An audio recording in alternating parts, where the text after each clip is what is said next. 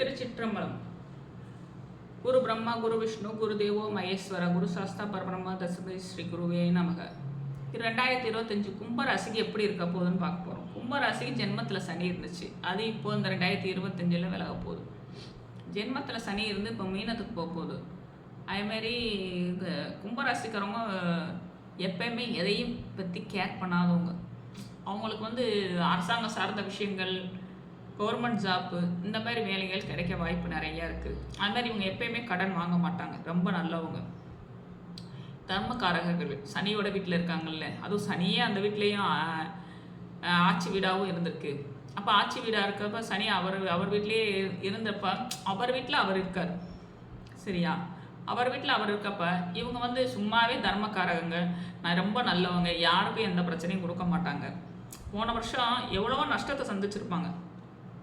எனக்கு லட்சக்கணக்கில் லாஸ் ஆயிடுச்சு, சரியா?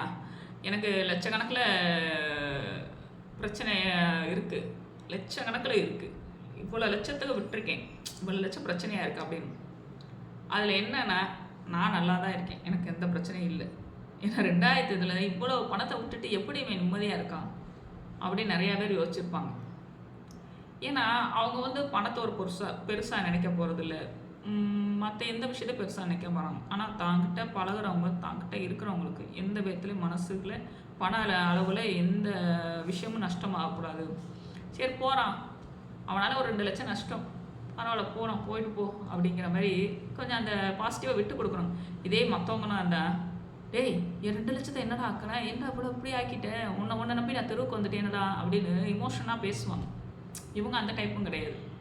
சரி இப்போ என்ன, மனசு வருத்தப்படாது, அந்த 2 லட்சம் தானே, ஏன் பணம் தானே, வந்துடும், அது எப்படா வரும், நஷ்டமாயிடுச்சுடா, சரி வரும், நீ போ அப்படின்றவாங்க. ஏன்னா அவங்க மனசு நோவக்கூடாது. இவங்க மனசில் ஒரு சின்ன சஞ்சலம், சங்கடம் இது இருந்துக்கிட்டு தான் இருக்கும் போன வருஷம் வரைக்கும். இந்த வருஷம் அதுவும் கிடையாது. ஃபினான்ஸ் ரீதியாக எல்லா பிரச்சனையும் விலகும். அது மாதிரி டைட்டாக இருந்த விஷயங்கள், அந்த மாதிரி கடன் பிரச்சனைகள் கொஞ்சம் இருக்கும். ஆனால் இவங்க கடன் வாங்காத ராசி, வாங்கினாலும் வெறும் 50,000 10,000 இப்படி தான் கடன் இருக்கும். ரொம்ப பெரிய லெவலில் கடன் வாங்க பிடிக்காது.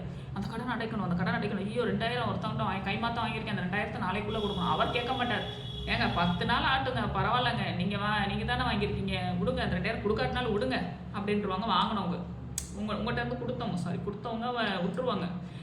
இல்லைங்க, உங்களுக்கு நான் 2000 வாங்கினேன், நிச்சயம் நான் தரேன், இந்த 1 மணி நேரத்தில் இந்த பணம் வந்துடும், இந்த 1 மணி நேரத்தில் வாங்கிக்கோங்க அப்படின்னு சொல்கிற டைப் தாங்க இந்த கும்பராசிக்கிறவங்க.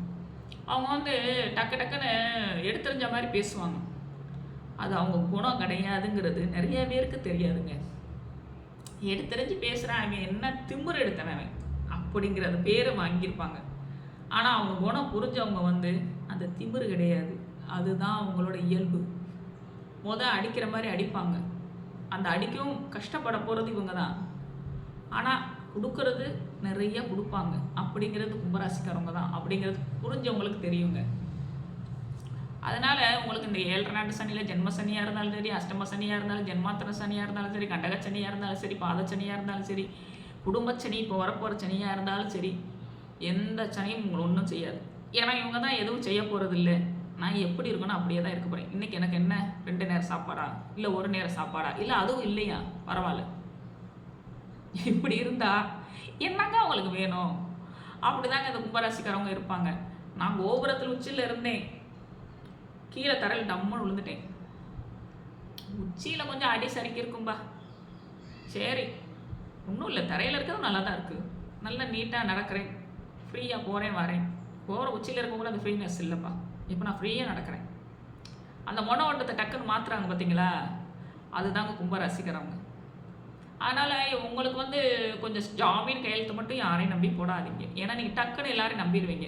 உங்கள்கிட்ட பாசமாக ஒரு வார்த்தை பாசமாக பேசிட்டா போதும், டே எனக்கு இந்த 2 லட்சம் கடன் கேட்கணும்டா, லோனுக்கு செக்யூரிட்டி கேட்குறாங்கடா, யாரும் கடன் வாங்காதவங்களாம் இருக்கணும், நீ தான் யார்கிட்டையும் கடன் வாங்க மாட்டேல, நீ வாடா அப்படின்னா போய் கையெழுத்து போட்டு வந்துடுவீங்க.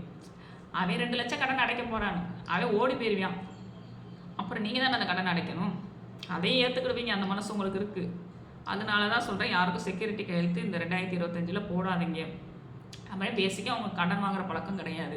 அதுமாதிரி குடும்பஸ்தானம் கொஞ்சம் பலகீனமாக இருக்குது. உங்களுக்கு கொஞ்சம் பிரச்சனைகள், சண்டை சச்சரவு, குடும்பத்துக்குள்ளே கணவன் மனைவிக்குள்ளே பிரிவு, இதெல்லாம் பிரச்சனைகள் எல்லாம் இருந்துச்சு. இப்போ சுக்கிரனும் செவ்வாயும் நல்லா இருக்காங்க உங்க ஜாதகத்துல. குடும்பத்துல இருக்க பிரிவுகள் கொஞ்சம் இணக்கமாக ஒரே நேரம். என்னடா போன வருஷம் போலவே என் பொண்டாட்டியோட சண்டை போட்டேன், என் வீட்டுக்காரோட சண்டை போட்டேன் அப்படின்ட்டு இருப்பாங்களே, இந்த வருடம் அந்த சண்டை சச்சரவு இருக்காது. குடும்பத்துக்குள்ள இணக்கம் சேருகின்ற வருடம் இந்த 2025. அதுமாதிரி நீங்கள் வந்து எப்பயுமே தான் உண்டு தான் வேலை உண்டுன்னு இருக்க மாட்டீங்க. அடுத்தவங்க வேலையிலே தலையிட்டுக்கிட்டே இருப்பீங்க. இந்த வருஷம் கொஞ்சம் சேஞ்ச் பண்ணி பாருங்களேன். ஏன்னா டக்குன்னு நம்ம குணத்தை மாற்ற முடியாது அப்படின்னு சொல்லலாம். சரி உங்கள் குணத்தை மாற்ற வேணாம், அந்த விஷயத்துக்குள்ளே நுழையாமல் கொஞ்சம் வேடிக்கை தான் பாருங்களேன்.